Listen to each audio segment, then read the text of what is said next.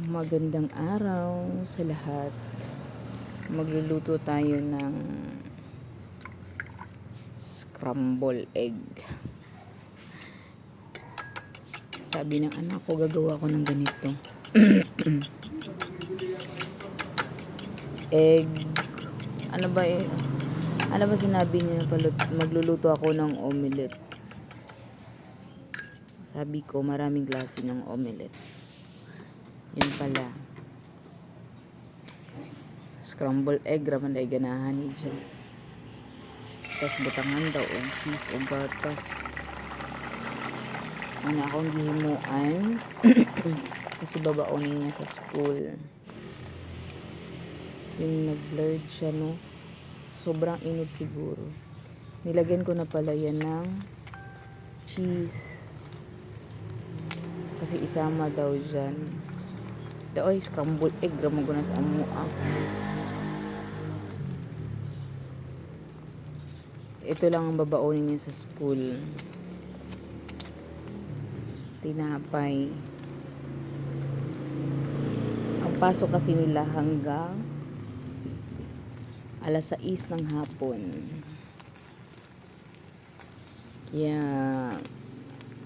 kailangan meron siyang baon. At ilagyan ko lang pala ng mayonnaise. Lagyan ko ng mayonnaise bago ko ilagay yung scramble egg niya. Ang ginawa ko, 2 pares. Pero ang babaonin lang daw pala niya ay 1 pares lang daw. Kasi kakainin na niya sa bahay. Yung 1 pares. Kaya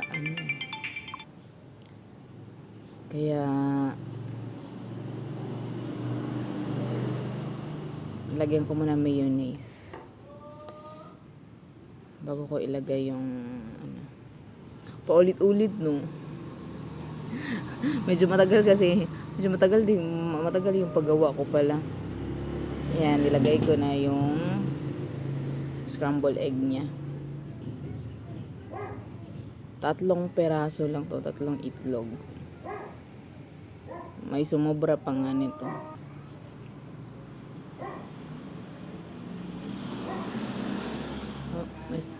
May sumobra pa. Wala akong gloves pero malinis yung kamay ko.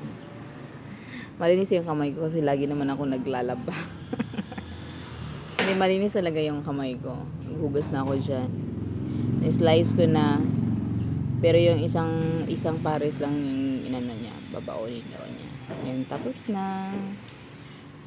Salamat sa panonood.